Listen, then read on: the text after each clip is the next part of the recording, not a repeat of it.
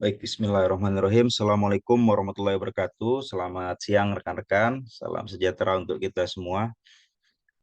Ada Pak Widyo, Mbak Tawiyah, Mbak Vina, Mas Bima, Mbak Tri, dan Mbak Fitri ya, dan Bang Bahar yang sudah hadir pada Vicon sesi 13 untuk mata kuliah metode penelitian kuantitatif ya pada program studi komunikasi PJJ Unsia.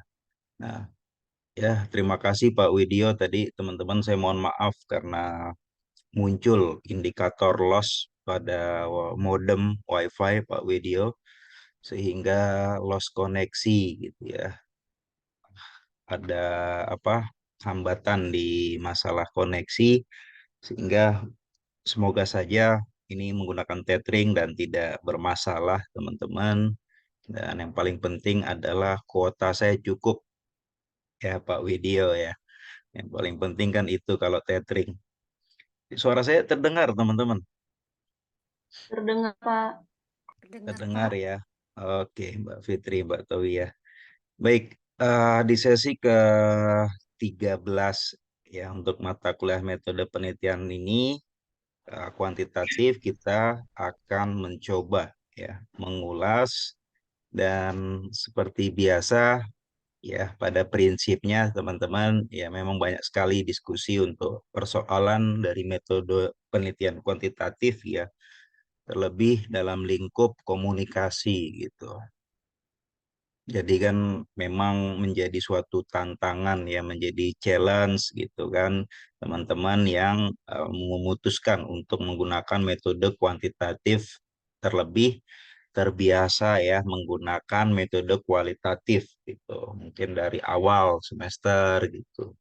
Nah, ini yang kemudian saya diskusi dengan Kak Prodi, ya, dengan dosen-dosen ilmu komunikasi, dan dengan keterbatasan karena saya melihat bahwa interest, atensi gitu ya pada MK khususnya kuantitatif ini mungkin kurang gitu ya karena lebih cenderung kualitatif dan semacamnya gitu teman-teman. Nah, tapi lebih penting lagi adalah suatu hal yang bisa menambah wawasan gitu ya, menjadi insight yang baru dan mencoba melakukan metode penelitian yang berbeda gitu teman-teman. Nah, oleh karena itulah eh, mungkin belum ada gitu di komunikasi dosen tetapnya yang mengampu mata kuliah kuantitatif ya sehingga memang sepanjang perjalanan ini ya sifatnya adalah saya berikan materi-materi yang memang ada di dalam mata kuliah metode penelitian manajemen yang pada prinsipnya secara substansi, secara konteks itu berlaku ya untuk kuantitatif maupun kualitatif gitu. Jadi kalau teman-teman sudah mengambil kualitatif, mungkin mengikuti mata kuliah ini akan menambah minimal poin satu gitu ya untuk pemahaman dalam metodologi penelitian. Nah, sementara proses dari awal sampai dengan UTS yaitu teman-teman diminta ya untuk merancang dari proposal penelitian ini sementara jadi dilanjutkan dulu gitu ya dilanjutkan pengembangannya sampai kepada UAS nanti ya dan tugasnya juga sudah bisa dipersiapkan ya yaitu mencoba merangkai presentasi PowerPoint gitu teman-teman. Nah, eh, mayoritas memang sampai UTS adalah progres 50% gitu ya, yaitu adalah bab 1 sampai dengan bab 2 tinjauan pustaka gitu, teman-teman. Nah, bab 3 itu mulai dari pertemuan 9 gitu ya, sampai dengan pertemuan 15 dan hari ini kita akan coba mengulas dan membreakdown masing-masing poin A sampai poin E gitu ya, yang kemudian sebagai kerangka utama gitu di dalam bab 3 yaitu metode penelitian dalam sebuah riset, dalam sebuah penelitian teman-teman. Ya, jadi pada kesempatan kali ini saya akan coba memberikan pemahaman yang sederhana, tips gitu ya, tips dan trik dalam mengembangkan setiap poinnya teman-teman. Nah, karena ini berlaku secara umum, berlaku sebagai populernya bab 3 gitu ya, kerangka seperti ini teman-teman. Nanti mungkin ada penambahan ya tergantung dengan apa namanya publikasi jurnalnya gitu ya. Dia meminta misalkan menambahkan subjek, menambahkan objek gitu ya, menambahkan lain-lainnya di dalam bab 3. Itu konsepnya adalah ini intinya teman-teman. Poin A sampai poin E di dalam bab 3 gitu ya, dalam metodologi penelitian. Nah, kita akan breakdown, kita akan coba pahami satu persatu, teman-teman. Kita ulas, gitu ya, supaya lebih paten, lebih mantap pemahaman kita. Dan pemahaman ini juga akan berlaku, ya, nanti untuk saya berikan kepada yang konteksnya adalah mengarah kepada kualitatif, gitu. Oke, kita akan coba kembangkan bagaimana poin A, jenis dan pendekatan penelitian pada bab 3, gitu. Nah, tipsnya, ya, ini ada dalam memilih jenis penelitian yang cocok untuk penelitian yang akan teman-teman lakukan adalah berdasarkan permasalahan dan tujuan penelitian. Jadi kita lihat ya pada perancangan bab 1 mengenai permasalahan, ya latar belakang masalah, rumusan masalah, tujuan penelitian, maka itu akan terlihat teman-teman bahwa apa yang akan Anda ambil jenis penelitiannya kuantitatifkah atau kualitatif. Nah, dari hal ini ya seperti yang kita pahami bersama bahwa judul penelitian itu nomor sekian gitu, bahwa yang kemudian latar belakang masalah dulu, fenomena masalah, identifikasi masalah, rumusan masalah, tujuan penelitian, baru ada yang namanya judul. Ya, dari judul tersebut maka kita bisa identifikasi yang disebut sebagai variabel penelitian atau hal ataupun suatu hal yang ingin diukur gitu ya atau ingin dipelajari gitu ya yang dikembangkan dari masalah. Nah, dari hal ini teman-teman, dari masalah, tujuan penelitian, judul, variabel penelitian, maka kita sudah bisa menentukan jenis penelitian apa yang akan kita laksanakan, kuantitatifkah atau kualitatif gitu. Nah, jadi apabila kita di dalam kuantitatif, teman-teman, itu bisa terlihat dari penggunaan judul gitu ya yang dikembangkan dari tadi latar belakang masalah, identifikasi masalah. Itu misalkan ada keyword ataupun kata kunci pengaruh, hubungan, komparasi, analisis. Ini di dalam judul penelitian, maka ini sudah masuk kepada ranahnya jenis penelitian kuantitatif. Jadi sudah bisa terlihat, teman-teman. Jadi kalau misalkan nanti di dalam perancangan penelitian, kalaupun teman-teman memilih menggunakan kualitatif, ya tidak bisa menggunakan bahasa-bahasa pengaruh, hubungan, komparasi, analisis, tapi yang digunakan adalah evaluasi, efektivitas, implementasi, strategi, gitu ya. Nah, ini adalah keyword ataupun kata kunci yang bisa kita sudah identifikasi. Oh, ternyata penelitian ini, oh jurnal ini menggunakan kuantitatif. Karena kita bisa lihat dari judulnya, teman-teman. Oh, ada kata pengaruhnya, oh ada kata hubungannya, oh ada kata komparasinya, oh ada kata-kata analisis. Yang artinya kalau pengaruh maka dia mengarah kepada explanatory, gitu kan. Explanatory yaitu adalah penjelasan, ingin mencari tahu sebab akibat gitu ya, mencari tahu seberapa besar sih pengaruhnya gitu, atau yang hubungan ini adalah kausal komparatif, ya kita melihat perbedaan gitu ya, melihat besaran hubungan antara satu atau dua variabel lebih gitu terhadap variabel Y gitu ya, kausal komparatif biasanya. Nah, kalau komparasi ya ini merupakan komparatif aja gitu ya, melihat perbandingan ya, nanti bisa menggunakan uji ANOVA, menggunakan uji chi-square dan semacamnya, ataupun analisis ya yang lebih mendalam, ingin melihat besaran pengaruh, besaran hubungan gitu dan semacamnya, teman-teman. Dan yang paling penting di dalam kuantitatif itu ciri-cirinya adalah Anda memutuskan untuk memilih ya dan meneliti, mempelajari dan menarik kesimpulan minimal terdiri dari dua variabel. Ya, dari dua variabel inilah yang disebut sebagai variabel bebas dan variabel terikat. Jadi kalau ini sudah terpenuhi gitu ya, ada variabelnya yang ingin diteliti, diukur dan dicari tahu gitu ya, dianalisis, ya itu merupakan kuantitatif. Kalau di dalam kualitatif itu tidak terikat dengan variabel, boleh satu variabel pun gitu ya. Misalkan implementasi strategi nonverbal gitu ya di dalam perusahaan gitu kan. Nah, itu kan satu variabel aja. Teman-teman ingin melihat bagaimana implementasi komunikasi nonverbal di perusahaan tersebut gitu. Tapi kalau dalam kuantitatif itu harus terdiri dari minimal dua variabel ya, X1 dan Y1 gitu. ya. Nah, inilah disebut sebagai nantinya adalah regresi linear sederhana gitu. Jadi bisa terlihat teman-teman dari poin pertama untuk memilih ya jenis penelitian yang cocok untuk penelitian Anda itu kuantitatif atau kualitatif berdasarkan permasalahan, tujuan penelitian, ya rumusan masalah, tujuan penelitian, dari judul pun bisa kita lihat ataupun dari variabel penelitiannya itu teman-teman. Ataupun bisa juga kita tentukan jenis penelitian kita, mau kuantitatif atau kualitatif, dilihat dari objek dan subjek penelitiannya.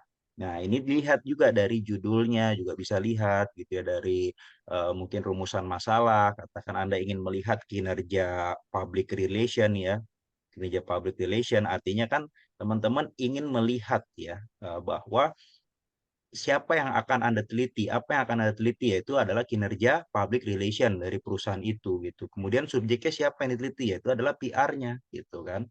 Nah, ini merupakan objek, ini merupakan subjeknya gitu. Dari situ sudah terlihat teman-teman bahwa itu merupakan adalah kuantitatif. Kenapa? Karena itu merupakan responden. Respondennya itu adalah PR-nya gitu ataupun sampelnya gitu yang akan Anda teliti gitu teman-teman. Jadi bisa melihat dari objek dan subjek penelitian ya, yaitu populasi dan sampelnya seperti apa gitu. Nah, ingat kita bisa harus membedakan mana yang disebut sebagai objek dan mana yang disebut sebagai subjeknya sebuah penelitian gitu. Kalau objek itu secara sederhana apa yang akan diteliti gitu teman-teman ya. Jadi di garis bawahi apa yang akan diteliti yaitu adalah variabel gitu kan. Nah, karena di kuantitatif meminimalkan ada dua variabel, maka itulah yang menjadi objek penelitian. Katakan Anda punya variabel X-nya yaitu corporate branding gitu kan. Corporate branding, Y-nya itu adalah misalkan eh, kinerja produk gitu ataupun evaluasi produk. Nah, di sini sudah bisa dipastikan teman-teman ya bahwa ini merupakan objek penelitian yang disebut sebagai objek penelitian. Ya, nah yang disebut sebagai subjeknya apa? Perusahaannya atau organisasinya, lembaganya, misalkan badan badan ABC gitu kan ataupun lembaga apa gitu. Nah, inilah disebut sebagai subjek. Jadi objek itu apa yang diteliti yaitu berupa variabel apa di dalam penelitian Anda. Subjek itu apa yang siapa yang akan Anda teliti berupa individu kah atau organisasi. Jadi objek itu mengarah kepada variabel ya, variabel yang akan teman-teman amati, subjek itu adalah kepada populasi dan sampel gitu. Siapa populasinya, siapa sampelnya, individunya siapa, organisasinya siapa. Nah, di dalam kuantitatif ya, yang disebut sebagai objek dan subjek penelitian itu merupakan adalah disebut sebagai responden, teman-teman. Tapi kalau di kualitatif disebut sebagai informan. Jadi ada perbedaan penggunaan kata, penggunaan istilah gitu ya. Kalau Anda menggunakan responden yaitu berupa ada jumlahnya populasi dan sampel secara statistik ya. Jadi diketahui kalau tadi dalam contoh ini merupakan apa tadi public relation ya berarti kita bisa lihat berapa PR-nya di sana gitu ya, berapa divisi di bawahnya, berapa orang yang bekerja di sana dan semacamnya gitu teman-teman. Jadi ada jumlah populasi ataupun sampel yang bisa dihitung secara statistik nantinya gitu kan. Nah, tapi kalau di kualitatif itu disebut sebagai informan nanti gitu. Populasi dan sampelnya. Jadi di kualitatif juga tidak mementingkan adanya namanya populasi dan sampel. Karena informan ini ya dia bersifat tunggal, misalkan ya pemilik perusahaan ya ataupun owner bisnis, misalkan teman-teman ingin melihat implementasi strategi citra merek terhadap penjualan produk A, maka yang Anda akan wawancara itu adalah ownernya gitu. Jadi itu berupa informan, narasumber gitu ya, keynote speech atau dan semacamnya. Jadi betul-betul dia yang memahami permasalahan dalam penelitian tersebut gitu teman-teman.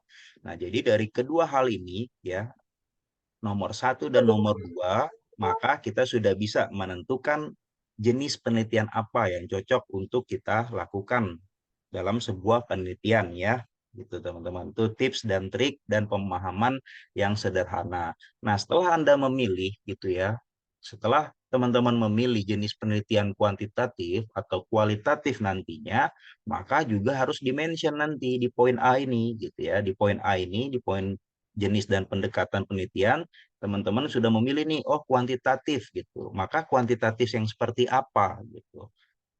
kuantitatif dengan pendekatan apa? Pendekatan metode survei kah, metode eksplanatori kah gitu ya. Jadi kalau kuantitatif itu ada pendekatan eksplanatori, ya ini untuk mengetahui seberapa besar pengaruh gitu ya, seberapa besar pengaruh dengan kausalitas ya, sebab akibat gitu kan. Kuantitatif dengan pendekatan korelasional yang artinya teman-teman ingin meneliti ya data-data yang ada dalam berupa angka itu berupa hubungan gitu ya, korelasional gitu ya. Jadi dicari adalah R-nya saja, korelasi gitu kan, tanpa harus mengetahui ada sebab dan akibat.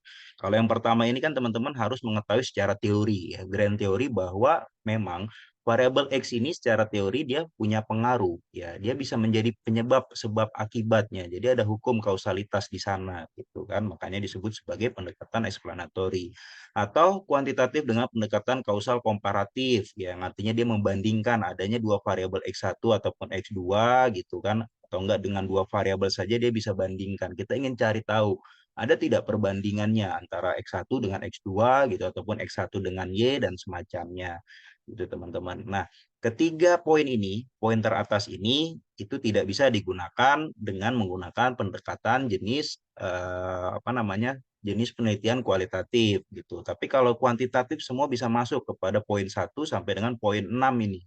Gitu ya. Kuantitatif itu bisa masuk dimanapun gitu, teman-teman. Tapi kalau di kualitatif, dia hanya pendekatan deskriptif, pendekatan historis, atau pendekatan studi kasus, teman-teman ya. Jadi yang paling penting garis besarnya adalah bagaimana ketika kita sudah memilih jenisnya, ya kuantitatif misalkan, ya apa pendekatannya gitu, pendekatan penelitiannya apa, eksplanatorikah gitu atau apa namanya korelasional, kausal komparatif atau menggunakan pendekatan deskriptif dia hanya ingin menggambarkan saja gitu kan atau pendekatan historis melihat data-data masa lalu gitu ataupun pendekatan studi kasus yaitu mendalam dan spesifik terhadap kasus yang ingin betul-betul diteliti gitu teman-teman. Jadi dimension gitu di dalam poin A ini nantinya gitu ya. Kemudian untuk lebih memahami ya, saya berikan contoh dan eh, judul penelitian gitu. Misalkan ini ya, kita contoh kuantitatif teman-teman. Di sini ada judul pengaruh corporate branding Badan Pusat Statistik terhadap evaluasi produk XYZ gitu ya. Nah, tadi bahwa dalam judul saja kita sudah bisa mendefinisikan ada kata pengaruh sebagai keyword dari ciri-ciri ataupun karakteristik penelitian kuantitatif, teman-teman. Maka sudah bisa dipastikan bahwa penelitian ini dia akan memiliki jenis penelitian kuantitatif gitu. Kemudian ciri-ciri keduanya adalah kita identifikasi ada nggak variabel tadi. Ya kan tadi disampaikan bahwa ada minimal dua variabel di dalam jenis penelitian kuantitatif. Maka kita bisa sampaikan corporate branding sebagai X1-nya dan evaluasi produk sebagai Y-nya gitu. Karena dia terhadap teman-teman gitu ya. Jadi ada dua variabel, maka terpenuhilah bahwa dengan judul seperti ini, dengan contoh seperti ini, maka ini merupakan jenis penelitian kuantitatif seperti itu gitu teman-teman. Dan sebelum kita masuk misalkan membaca ini sebuah jurnal misalkan ini sebuah judul skripsi gitu. Kita sudah bisa tahu tuh teman-teman bahwa ini jenis kuantitatif gitu dan juga bahkan kita sudah bisa mengetahui karena ini ingin mencari pengaruh corporate branding terhadap evaluasi produk, maka si peneliti dia akan mencari tahu seberapa besar sih pengaruh antara corporate branding terhadap evaluasi produk. Kalau sudah ada berapa besarnya, bisa juga kita cari tahu ada gak hubungannya, misalkan hubungannya berapa besar gitu ya dan seterusnya gitu teman-teman. Jadi kita bisa identifikasi. Maka keterangannya dari judul yang ada, contoh pertama ini merupakan jenis penelitian kuantitatif dengan pendekatan eksplanatori. Kenapa? Ya, karena ingin menganalisis ataupun mencari pengaruh antara variabel corporate branding BPS ya dalam hal ini Badan Pusat Statistik terhadap variabel evaluasi produk ABCD gitu ya. ABCD-nya ini ya katakan produknya dia gitu ya, produk BPS gitu. Ini contoh saja teman-teman. Kemudian dari judul ini ya, ingat kuantitatif dan kualitatif. Yang paling mudah membedakan adalah kalau kuantitatif data-data yang berupa angka gitu, data-data yang berupa matematis gitu ya, simbol matematis, angka-angka gitu. Tapi kalau yang kualitatif itu non numerik gitu ya, bukan data yang tidak berupa angka gitu ya, teman-teman. Nah, pastikan bahwa memang akan ada data di dalam judul ini gitu ya, yaitu adalah misalkan data yang akan dianalisis adalah pengaruhnya dalam bentuk angka, yaitu misalkan 5 data mikro yang paling banyak dibutuhkan dan diperoleh dari penyedia data BPS gitu ya, data-data misalkan data Susenas, data tentang sosial, ekonomi dan semacamnya, dan terlebih kita akan mengetahui seberapa besar sih corporate branding ini ya, berarti artinya dengan menggunakan kuesioner skala 1 sampai 5 nanti teman-teman, skala Likert gitu ya. Nah, 1 sampai 5 inilah merupakan data ordinal ya yang kemudian identik dengan jenis penelitian kuantitatif gitu ya. Jadi selain ini juga kita bisa melihat teman-teman bahwa ada yang namanya responden ataupun populasi gitu ya. Dalam contoh judul ini itu adalah yang akan menjadi responden nanti ya, mungkin ini kurang judulnya ya, itu adalah mahasiswa sebagai pengguna data BPS gitu ya. Jadi kelihatan bahwa respondennya adalah mahasiswa. Jadi bukan informan satu orang pun gitu ataupun tunggal gitu ya narasumber dan semacamnya gitu. Nah, ini bisa terlihat bahwa dari judul seperti ini merupakan contoh ciri khas dari jenis penelitian kuantitatif, dan yang paling penting adalah ditekankan pendekatannya adalah explanatory, teman-teman. Seperti itu. Kemudian contoh kedua, kita lihat dari judul ini, hubungan sosial media TikTok dan Instagram dalam mempengaruhi gaya hidup remaja. Nah, kita bisa identifikasi ada kata kuncinya, yaitu adalah hubungan, yang merupakan salah satu karakteristik yang mencirikan itu merupakan jenis penelitian kuantitatif. Nah, kemudian ada variabel-variabelnya, yaitu TikTok, Instagram sebagai variabel media sosial yang dan mempengaruhi gaya hidup ya, dalam mempengaruhi gaya hidup remaja. Nah, ini juga terdiri ya, bahwasanya ada 3 variabel, teman-teman. Ada 3 variabel yang memenuhi bahwa ada minimal 2 variabel dalam jenis penelitian kuantitatif gitu ya. Jadi dari sini kita bisa melihat bahwa dalam contoh judul tersebut, penelitian tersebut merupakan kuantitatif dengan pendekatan kausal komparatif. Kenapa? Karena ada kalimat hubungan dan dia ingin membedakan, ingin membandingkan gitu pengguna media TikTok gitu ya dan media Instagram yang nantinya akan berpengaruh terhadap gaya hidup remaja gitu. Nanti dia akan bandingkan gitu ya behaviornya, perilakunya gitu, otomatis menggunakan juga kuesioner karena ingin mencari tahu gitu ya pendapat, tingkat persepsi dan semacamnya, teman-teman. Tentu juga ada data yang bisa dianalisis ataupun dicari hubungannya dalam bentuk angka, jumlah pengguna TikTok berapa, Instagram berapa. Karena ini berbicara gaya hidup, maka mungkin ada tingkat pendapatan, biaya hidup dan lain-lainnya gitu. Tentunya juga selain itu ada populasi dan sampel, teman-teman, sebagai responden gitu ya. Kalau di kualitatif dia tidak ada yang namanya responden gitu. Jadi yaitu dalam kasus ini adalah remaja pengguna sosial media TikTok dan Instagram. Itu, teman-teman. Jadi saya rasa dari pemaparan sederhana dan simpel hemat ini ya, poin A ini teman-teman dapat tangkap dengan baik gitu ya. Dan ini insya Allah juga berlaku ya untuk pemahamannya di kualitatif, karena saya berikan secara umum gitu ya, tidak hanya fokus kepada kuantitatif, teman-teman. Nah, itu poin A ya. Dan objek penelitian juga saya rasa tadi sudah dibahas di dalam nomor 2 ini, yaitu teman-teman nanti kembangkan siapa yang menjadi objek, itu dimension. Objek itu sekali lagi adalah variabelnya, variabel penelitian. Kemudian ini objek.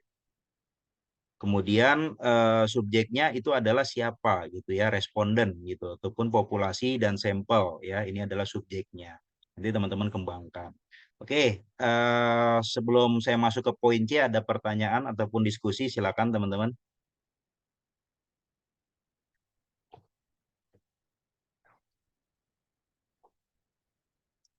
Ada yang mau bertanya ataupun diskusi, monggo. Iya Pak, saya Pak. Oh, mantap, siap. Silakan Pak Widyo. Itu mau tanya di presensi sudah 12 tapi baru terdaftar 9 ya Pak ya? Eh, bukan materi yang ditanyakan Pak Widyo, absensi ya. Iya Pak. Nanti kalau untuk persoalan absensi, Pak Widyo dan teman-teman di kelas ini khususnya, nanti boleh ya diingatkan lagi, nanti kan saya bisa cek dan update kembali gitu ya. Tapi kalau karena saya khawatir juga kan error LMS waktu itu kan diminta dari BAA untuk relog ya. Kita logout dulu siakat LMS karena banyak sekali nama yang ganda ataupun duplikat ataupun yang itu akibatnya mungkin menyebabkan hal-hal tidak tercatat ataupun tidak terlihat mungkin sesi perkuliahan di LMS itu gitu kan, bahkan bukan di kelas ini saja gitu ya, dari 12 kelas yang saya ampuh semester ini ada kelas sistem informasi manajemen yang dia di LMS itu nggak muncul gitu. Padahal saya sudah buka kelasnya, dia hanya mentok sampai pertemuan 8, teman-teman. Jadi mahasiswa tidak melihat ada saya upload materi selesai dari sesi 8. Tapi untuk nanti kalau memang ada kendala absen ya Pak Widyo dan teman-teman boleh disampaikan ke saya gitu. Mungkin kalau memang pernah ngechat tapi belum direspon, yaitu di up lagi aja ya, apa di forward kembali gitu ya Pak Widyo ya. Iya Pak, itu saja Pak pertanyaannya. Jadi Oke, kalau itu kan nanti kita bisa dikurangi nilainya sih ya Pak. bagaimana? Kalau presensinya kurang, bisa mengurangi nilai kita juga ya Pak. Betul, karena kan presensi sekarang besar bobotnya 30% gitu kan. Tapi tentu kan yang bisa saya cek dan update itu adalah yang tentu reasonable gitu kan, yang betul-betul memang ada aktivitas di LMS gitu kan. Nanti saya update gitu Pak Widyo kan. Kalau tidak nonton video gitu, kalau saya sini kan nggak ada videonya gitu kan, ya itu saya ukurnya dari download, download materi gitu kan, dari unduh gitu kan. Itu ya Pak Widyo ya. Iya Pak, terima kasih Pak. Wah, hujan besar Pak Widyo di sini. Baik, kalau tidak ada pertanyaan saya lanjut dari poin A, poin B secara sederhana untuk pemahaman yang saya rasa juga mudah untuk dipahami ya teman-teman, nanti bisa disaksikan kembali, dan yang paling penting adalah tips dalam memilih jenis penelitian cocok udah saya berikan, clue-cluenya atau tips dan trik gitu ya, keywordnya dan lain-lainnya, dan juga berikut dua contoh. Dari dua contoh ini bisa kita breakdown bahwa ini merupakan penelitian kuantitatif gitu. Nah, masuk kita kepada poin B, poin apa nih, C ya, data penelitian. Nah, data penelitian ini ya itu ada 3 subbab ya, 3 subbab untuk babnya C nih ya, subbab C ya kan, ini anak-anaknya subbab gitu ya, berarti anaknya poin C gitu ya, subbabnya poin C gitu. Yaitu ada sumber dan jenis data nih wajib teman-teman ya. Ada 3 poin ini, populasi dan sampel, teknik pengumpulan data. Mari sama-sama kita pahami ya. Saya breakdown ini. Nah, tips data penelitian teman-teman.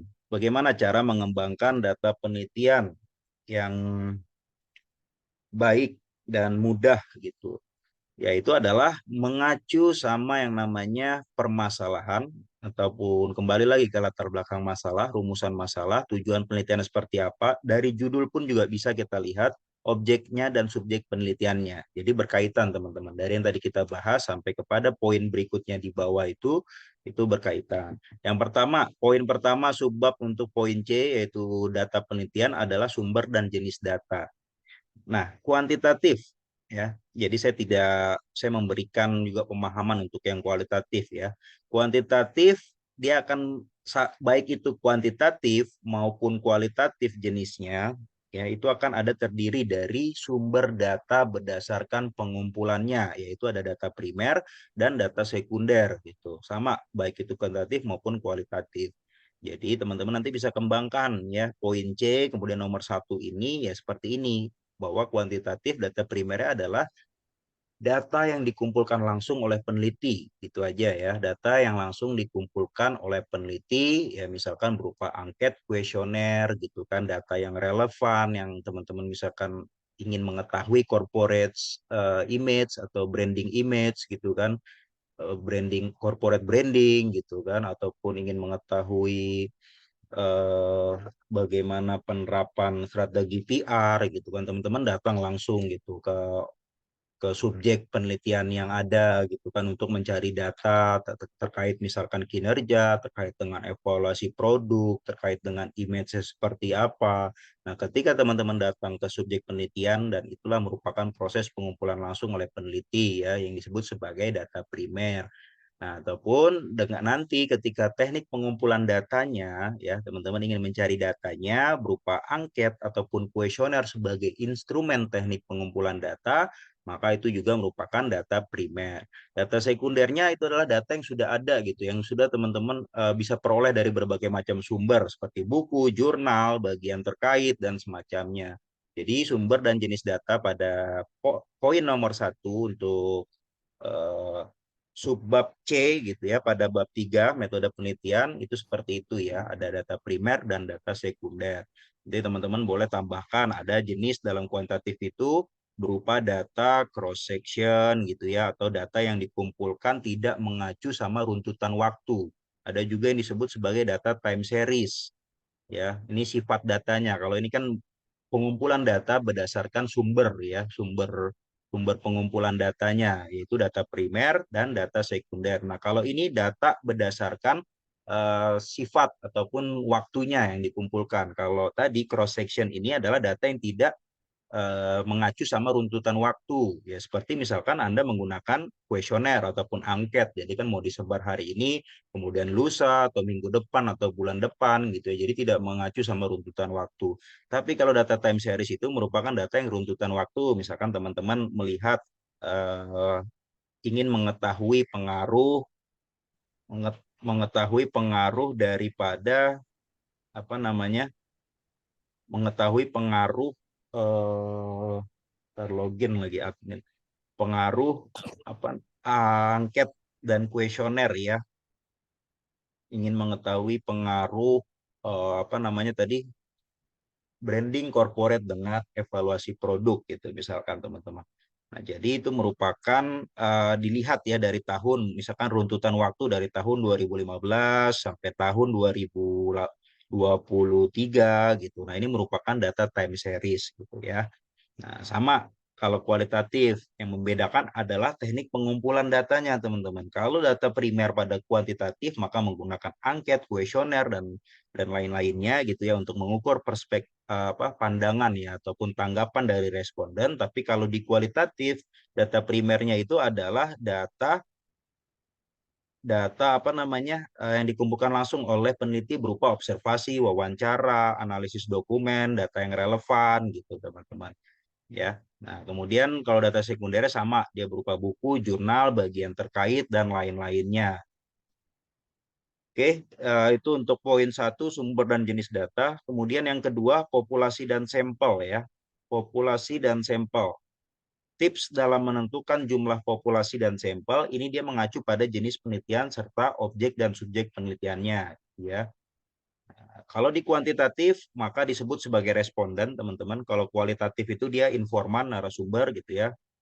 Nah, itu perbedaannya penggunaan istilah gitu ya. Kalau responden berarti otomatis dia akan ada yang disebut sebagai populasi dan sampel gitu ya. Jadi banyak gitu teman-teman. Nah, kalau informan narasumber dia bisa terdiri dari satu saja gitu kan dan sebagainya gitu kan. Nah, kemudian yang kedua, kalau untuk kuantitatif, cari data jumlah subjek ya, yang berupa tadi siapa yang akan teman-teman teliti gitu, individu kah atau organisasi gitu.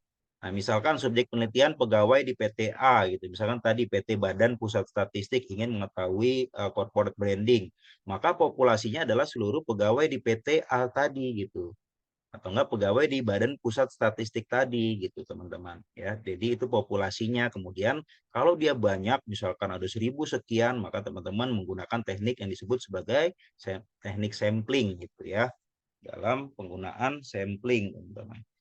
Nah, kemudian yang ketiga teknik pengambilan sampel itu hanya ada 2 ya di dalam konsep kuantitatif yaitu non probability atau probability saja gitu. Jadi nanti kalau Anda berminat dan ingin fokus pada kuantitatif, maka sudah memilih populasinya, maka selanjutnya adalah memilih teknik samplingnya itu seperti apa. Dia hanya terdiri dari 2 saja, teman-teman. Non probability ya atau probability sample gitu. Kalau non probability ini artinya adalah tidak semua gitu ya populasi dia memiliki kesempatan untuk menjadi sampel gitu. Tapi kalau probability semua memiliki kesempatan ya menjadi sampel gitu teman-teman ya. Nanti kita bahas lagi. Nah, yang paling penting digarisbawahi dalam populasi dan sampel karena ini adalah menjadi suatu ukuran ya, langkah yang sangat penting dalam penelitian karena ini yang akan diteliti sebagai subjeknya, maka perlu diketahui sampel itu harus mewakili populasi. Jadi tentu kita harus ketahui jenis-jenis sampel ya teman-teman ya. Jadi kalau ada sampel purposive sampling gitu, sampel snowball dan semacamnya. Tapi yang paling penting adalah secara sederhana kalau kita ingin meneliti ya minat beli misalkan skincare produk A, maka tentu kita harus mencari sampel adalah mereka-mereka yang pernah membeli ataupun menggunakan skincare dengan produk A gitu. Ya, artinya kalau Anda mencari sampel tidak di luar itu, maka akan hasilnya jadi bias gitu kan teman-teman. Nah, disitulah yang paling penting. Ketika bicara sampel, maka harus mewakili populasi gitu. Kemudian yang kedua, populasi diketahui jumlahnya atau populasi tidak diketahui jumlahnya. Nah, ini kan yang paling menjadi sering gitu ya, menjadi suatu hal yang didiskusikan gitu ketika sidang skripsi ataupun tugas akhir. Nah, kalau populasinya diketahui gitu ya, kalau misalkan teman-teman ingin subjeknya adalah perusahaan A yang memang dia memiliki data jumlah pegawai ya, jumlah pegawai, maka itu sudah jelas bahwa populasinya diketahui. Karena ada data jumlah pegawai misalkan 400 sekian gitu ya, 400 sekian, maka itu adalah populasi yang diketahui. Kalau diketahui enak teman-teman, tinggal tentukan rumus samplingnya gitu. Kenapa sih ada konsep populasi dan sampel? Nah, rata-rata ya 80% bahkan lebih peneliti itu pasti yang diteliti adalah sampel, tidak populasi gitu ya. Jadi perwakilan dari sampel yang tentunya sesuai dengan karakteristik gitu ya, dengan ciri-ciri dari populasi tersebut ya, itu merupakan sampel teman-teman. Jadi karena keterbatasan waktu, tenaga, pikiran, biaya dari seorang peneliti, makanya itulah yang menjadi latar belakang kenapa sampel lah yang dilakukan untuk diteliti gitu teman-teman. Jadi ketika sudah diketahui misalkan jumlahnya adalah 800 gitu ya. Kalau misalkan teman-teman punya waktu dan memang ingin meneliti semuanya nggak apa-apa menjadi sampel jenuh yaitu digunakan semua 800-nya. Tapi sama saja yaitu menggunakan rumus sampling. Jadi ada yang disebut sebagai rumus Lovin, nanti tinggal dikembangkan. Rumus Lovin itu ya berupa rumus ya untuk membuat 800 ini ya berarti berapa jadi sampelnya teman-teman dengan menggunakan probabilitas atau tingkat margin of error-nya berapa 0,5 kah atau 0,1 nanti ketika sudah dihitung dia akan menyusut misalkan menjadi 187. Nah, dari 800 orang ini kemudian menggunakan rumus Lovin ketemu 187 inilah yang akan teman-teman lakukan penelitian ya ingin diteliti yaitu berupa sampelnya gitu ya. Ini sampelnya, inilah yang disebut sebagai responden yang akan Anda selaku peneliti sebar kuesionernya gitu. Teman-teman minta mereka isi kuesionernya gitu. Ataupun dengan metode lainnya menggunakan tabel sampel Stephen Isaac, William B gitu, tabel sampel Craigie gitu ya dan Morgan gitu. Itu kalau populasi diketahui. Lalu bagaimana misalkan populasinya tidak diketahui? Kalau misalkan apa nih contohnya? Misalkan teman-teman ingin melihat ya persepsi kualitas produk motor Yamaha di Indonesia gitu ya. Misalkan teman-teman tidak mengetahui jumlah populasinya secara pasti, mungkin terlalu banyak gitu ya, ataupun terlalu sangat besar jumlahnya, maka bisa menggunakan rumus sampling, Lambs-Howe gitu ya, Cochrane, Hare, maksimum likelihood estimate ya atau MLE. Nah, ini merupakan teknik sampling ataupun rumus sampling ketika populasinya tidak diketahui jumlahnya gitu. Kalau Hare ini kan jumlah indikator dikali dengan 5 ya, 5 sampai dengan 10 gitu. Nanti ketahuan tuh misalkan indikatornya ada 15, maka teman-teman tinggal kali 5 saja, ketemu berapa nih gitu kan? 125 ya. Berarti 125 yang menjadi sampel penelitian gitu. Dengan catatan memang tidak ada data ataupun yang menyebutkan jumlah secara spesifik populasi gitu ya yang akan teman-teman lakukan penelitian tersebut. Nah, jenis-jenis sampel tadi ya ada purposive sampling, ini ada materinya sudah ada di video materi ya, nanti tinggal pendalaman saja, incidental sampling, random sampling, quota sampling, proportional sampling, area sampling dan snowball sampling. Nah, ini merupakan semuanya adalah ranahnya kuantitatif, teman-teman. Ya, jadi ini dipahami nanti tinggal dikembangkan dalam poin populasi dan sampel. Jadi teman-teman sebutkan populasinya berapa, ya dalam penelitian itu populasi berapa, kemudian menggunakan rumus sampel apa dan jenisnya apa itu dimasukkan, misalkan menggunakan purposive sampling yang tadi saya contohkan ya. Kalau kita ingin melihat minat beli skincare produk A gitu ya, merek A, maka kita harus pastikan bahwa sampel tersebut ada kriteria, yaitu misalkan Anda pernah melakukan pembelian skincare merek A gitu, ataupun melakukan pembelian lebih dari 2 kali gitu kan dan semacamnya. Jadi betul-betul dia punya kriteria sehingga menghindari bias, teman-teman. Nah, itu yang paling sering, paling populer itu adalah purposive sampling, random sampling, teman-teman ya, atau enggak proportional sampling. Ini yang paling populer ataupun paling banyak ya digunakan oleh peneliti. Mungkin saya bisa berasumsi bahwa memang lebih tertarget gitu ya, lebih mencirikan gitu ya, lebih membuat khusus spesifik um, sampel gitu ya sebagai perwakilan dari populasi yang ada. Jadi tadi ya sekali lagi saya tekankan populasinya disebutkan berapa, sampelnya menggunakan rumus berapa sehingga ketahuan jumlahnya berapa dengan apa metode jenis sampelnya itu dijabarkan, teman-teman. Nah, itu adalah poin C ya, data penelitian ya. Jadi poin A sudah, poin B sudah, poin C sudah ya. Dengan apa nih anaknya gitu ya, anak subbabnya yaitu sumber, jenis data, populasi dan sampel dan teknik pengumpulan datanya ya. Teknik pengumpulan data itu ya berupa ini teman-teman apa kuesioner ya. Kalau kuantitatif itu tadi sudah kita bahas berupa kuesioner, angket gitu kan, ataupun ya teman-teman mengumpulkan secara langsung gitu kan, ingin data penjualan, ingin diobservasi gitu ya, ingin dilakukan analisis bahwa dengan data penjualan yang diberikan oleh bagian marketing misalkan seperti itu, teman-teman ingin membuat proyeksi ataupun forecast-nya, prediksi. Nah, itu juga bisa. Jadi kalau teknik pengumpulan data itu disebutkan saja apa yang akan teman-teman gunakan, yaitu menggunakan kuesioner gitu kan, menggunakan angket gitu ya. Jadi itu kuantitatif. Kalau kualitatif dia wawancara, tidak pakai kuesioner ya. Kalau kuesioner pun dia kuesioner apa itu istilahnya, terbuka atau tertutup ya. Yang dia menjawab gitu ya, semacam soal essay gitu kan, dan seperti itu ya teman-teman ya. Nah, masuk ke poin selanjutnya, subbab dari bab 3 metode penelitian, yaitu adalah definisi operasional. Sederhananya, definisi operasional itu dia menggolongkan ya, dia lebih mendetail ya, mendetailkan, menjabarkan apa yang teman-teman akan ukur gitu ya. Apa hal yang akan Anda pelajari, Anda analisis, olah datanya, kemudian ditarik kesimpulannya itu apa. Nah, itu disebut sebagai definisi operasional. Jadi pada subbab ini dijabarkan apa yang menjadi variabel X-nya, atau variabel bebas, atau variabel independen, dan apa yang menjadi variabel Y-nya gitu, atau variabel dependen, atau variabel terikat itu dijelaskan. Disebutkan di situ berapa jumlah variabel X-nya apa saja dan variabel Y-nya apa saja gitu teman-teman.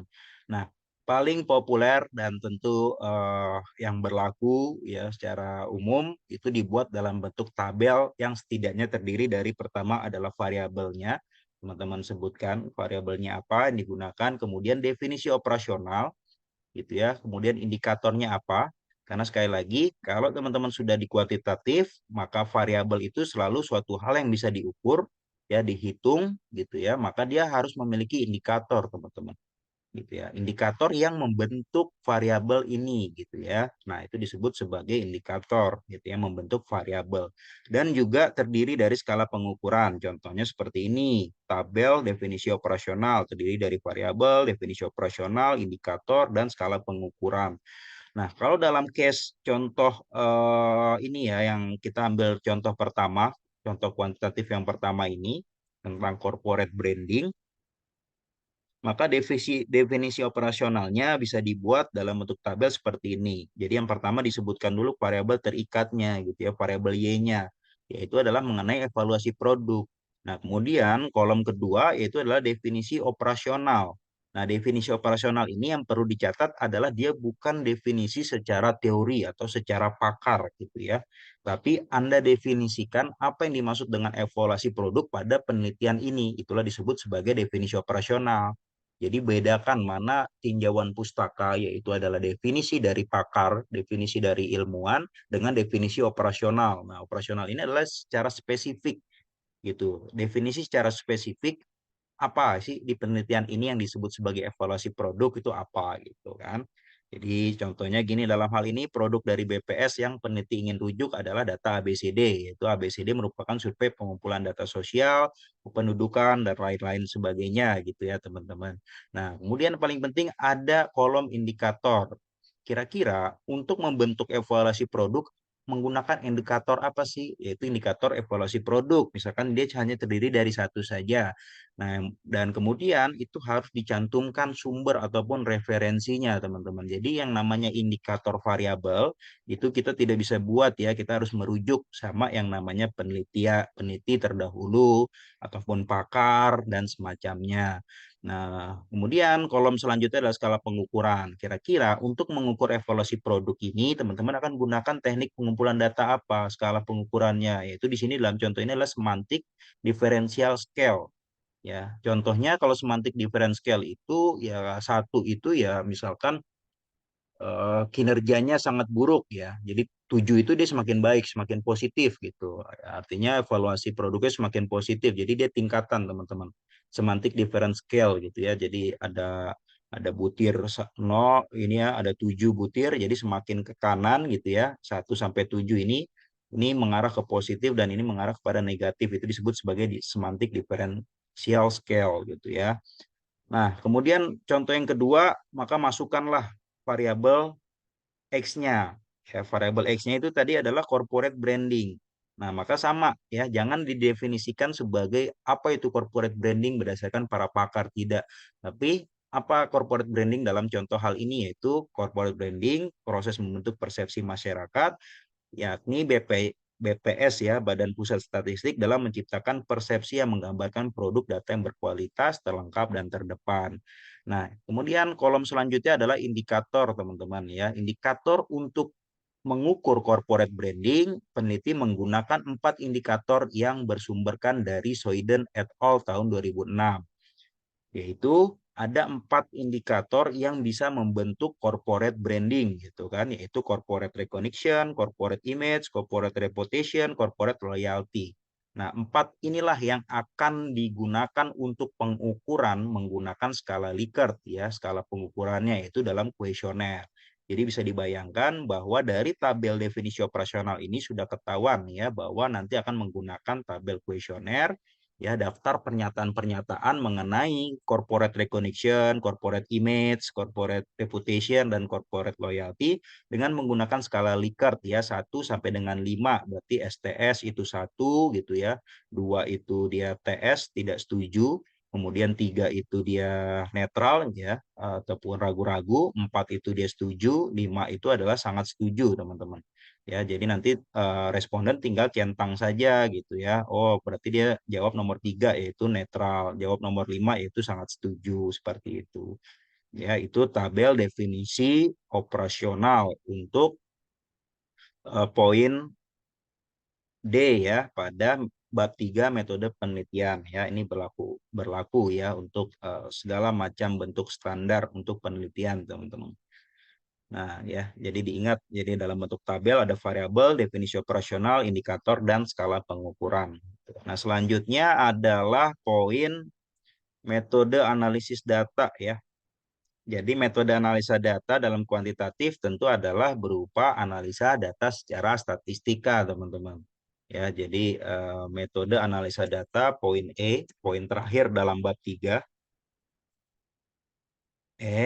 Gimana sih?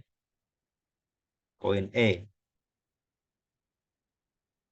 Poin E, metode analisa data. Ini saya sederhanakan ya supaya teman-teman mudah menangkapnya untuk di kuantitatif, maka nanti tinggal dikembangkan saja. Yang paling penting memahami kerangkanya. Kalau dalam kuantitatif dengan model tadi ya, contoh corporate branding ya.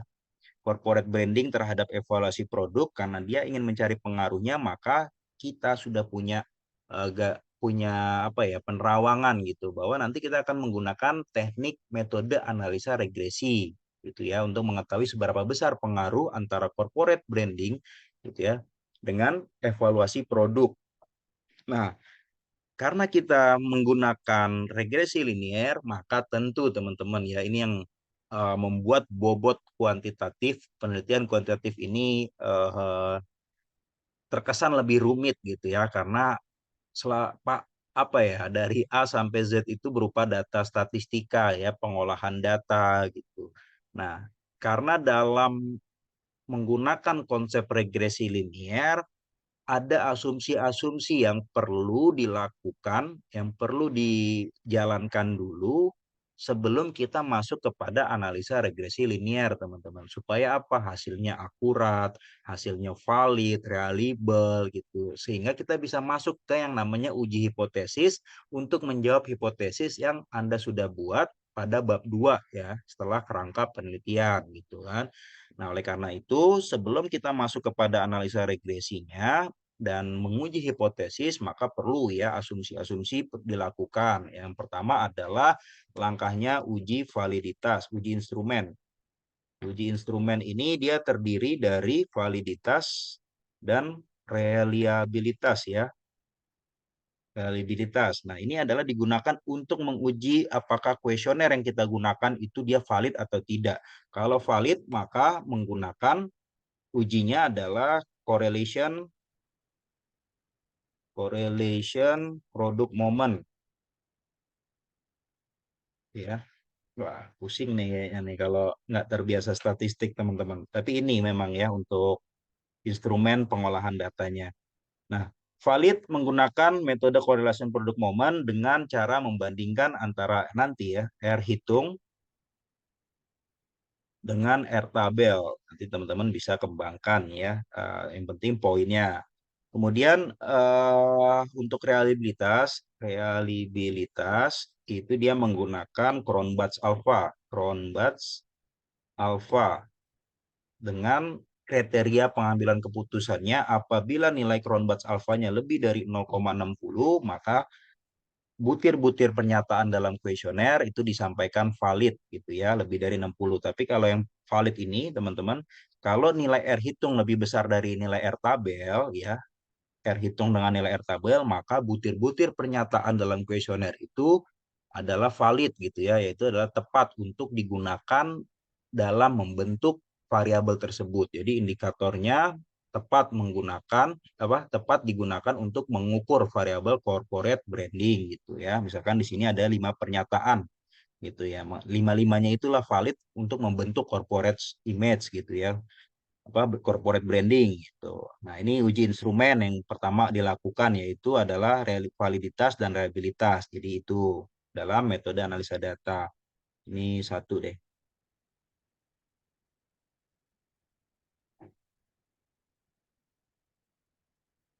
Nah, kemudian setelah uji instrumen, teman-teman bisa lakukan asumsi ya, karena ini menggunakan regresi linear berganda, maka uji asumsi klasik.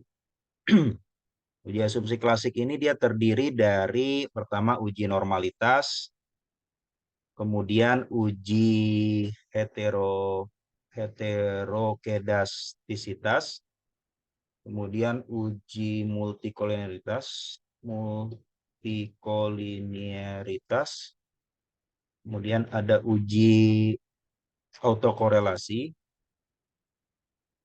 kemudian ada uji 1, 2, 3, 4 tes linearitas ya, linearitas.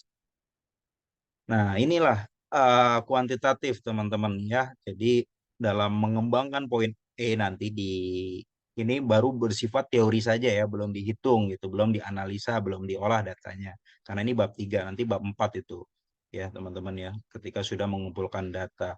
Jadi pertama uji instrumen, uji asumsi klasik. Nah, ini diuji normalitas. Jadi kembangkan aja gitu berdasarkan teorinya siapa, kemudian kriteria pengambilan keputusannya itu bagaimana gitu ya. Jadi ada 5 uji asumsi klasik.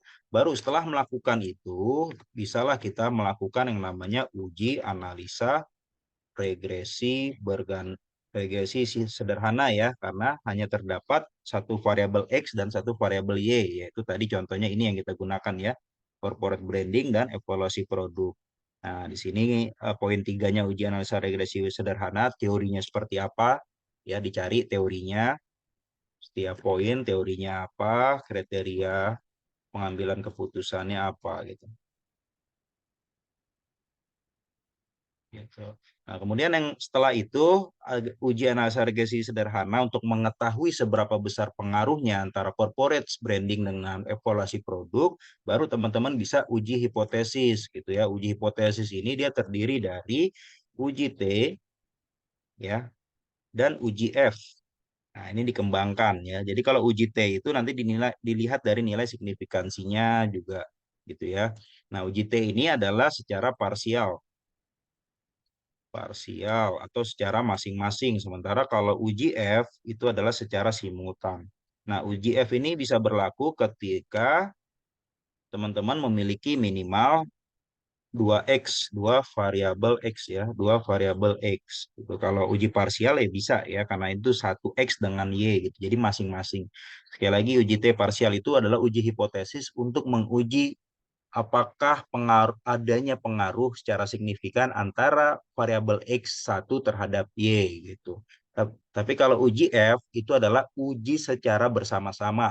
Jadi misalkan teman-teman punya X1 dan X2 terhadap Y gitu. Jadi ingin mengetahui secara bersama-sama variabel X1 dan X2 terhadap Y itu merupakan uji simultan. Nah, disinilah untuk pengembangan dari bab 3 ya. Jadi teman-teman bisa tangkap poinnya, kemudian ini yang dikembangkan di dalam bab 3 penelitian ya, yaitu adalah metodologi penelitian. Jadi untuk kembali ke sini gitu ya, kembali kepada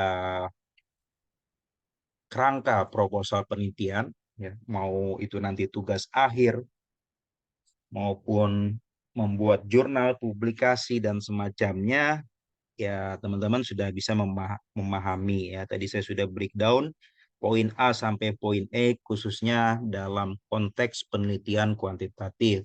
Juga tadi sebelum kita masuk metode analisa data, saya juga beriringan ya untuk memberikan pemahaman secara sederhana yang untuk kualitatifnya juga teman-teman. Jadi tinggal dikembangkan poin-poin yang tadi sudah saya jabarkan gitu ya. Memang itulah yang membuat metode kuantitatif dia lebih gitu ya, lebih diperspektifkan, lebih dipandang adalah metode penelitian yang sulit, rumit gitu ya, karena memang harus eh, harus menggunakan statistika ilmunya gitu teman-teman. Oke, ada pertanyaan Mas Bima di kolom chat.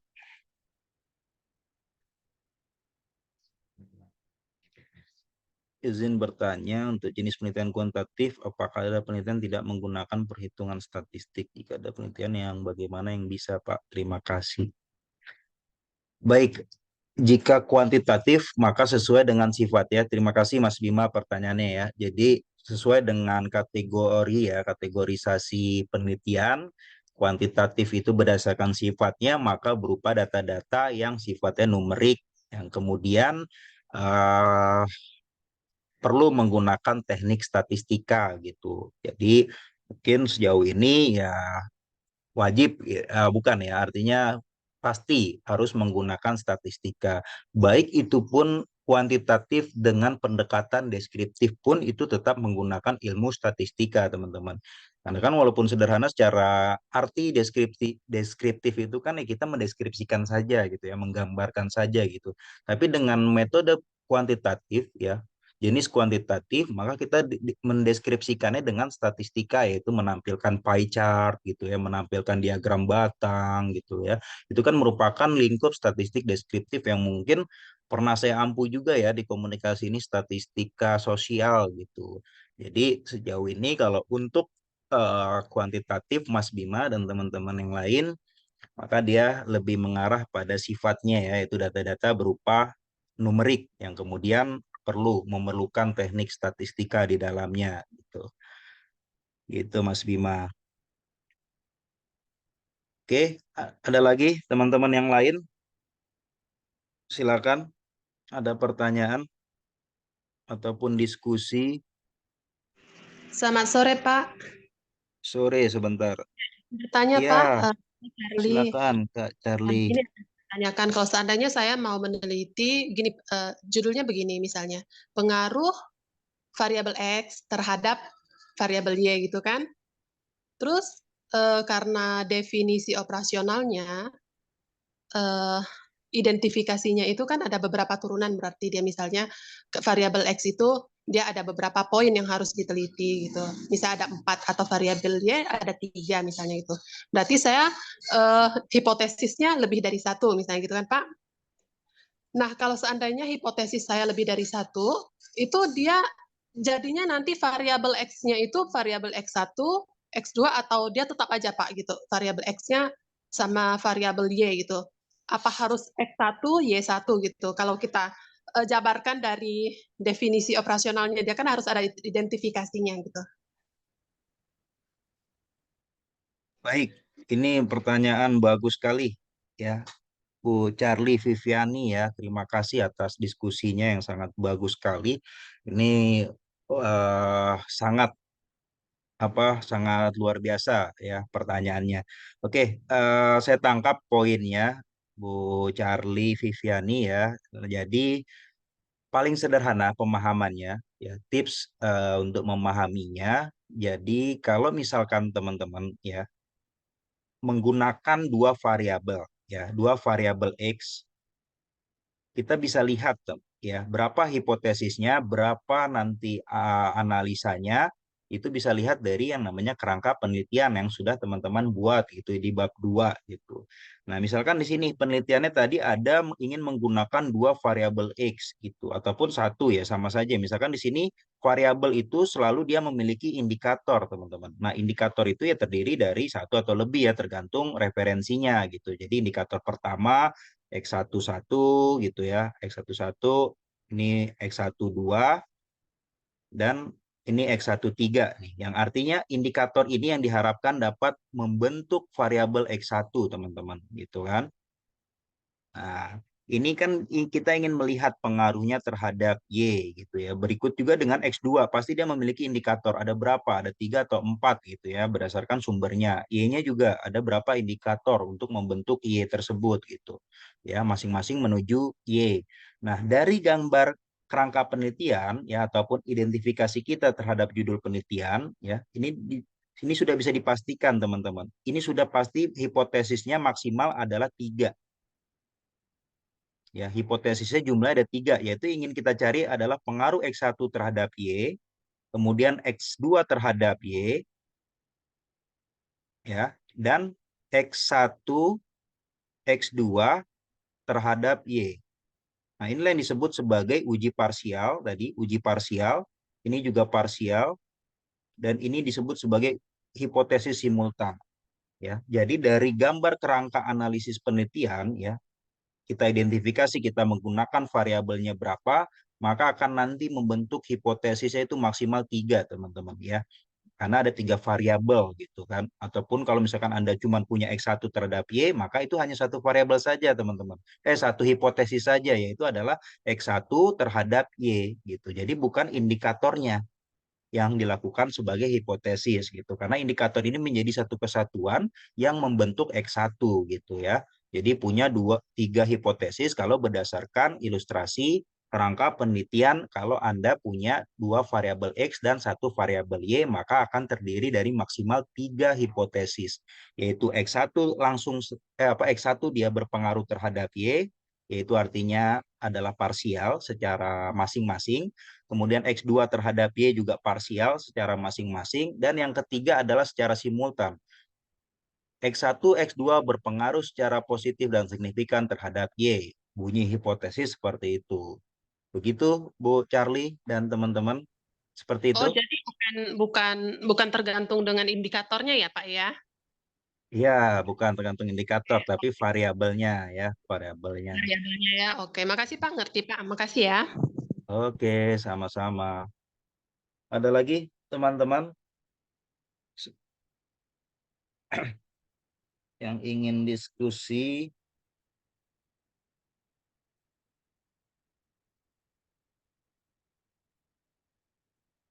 Kalau tidak ada, eh, saya rasa cukup ya. Nanti bisa kemudian disaksikan kembali Vicon. Kita sudah bahas, saya sudah berikan mengulas bab 3 secara keseluruhan, teman-teman. Jadi semoga eh, bisa mendapat insight yang baru, khususnya untuk kuantitatif, gitu ya. Kalau memang nanti punya interest ataupun punya passion, punya ketertarikan dan melihat fenomena masalah yang memang harus diteliti secara kuantitatif. Ini saya sudah breakdown poin bab ya, bab 3 metode penelitian ini yang berlaku secara umum dan populer dalam metode penelitian apapun itu gitu ya. Nanti teman-teman bisa saksikan kembali. Saya sudah berikan setiap poinnya tips dan trik, strategi dan insya Allah saya harap juga itu adalah pemahaman yang sederhana untuk bisa diterima oleh rekan-rekan semua di komunikasi ya. Baik, terima kasih atas kehadiran rekan-rekan semua. Ada 17 yang hadir pada hari Minggu. Nanti mungkin kita akan Vicon ya di pertemuan terakhir ataupun Vicon sekarang 13, 14, 15 ya, itu adalah mengulas keseluruhan dan garis besar dari metode penelitian kuantitatif. Baik, saya akhiri. Wassalamualaikum warahmatullahi wabarakatuh. Selamat sore teman-teman. Terima kasih. Selamat sore Pak, terima kasih.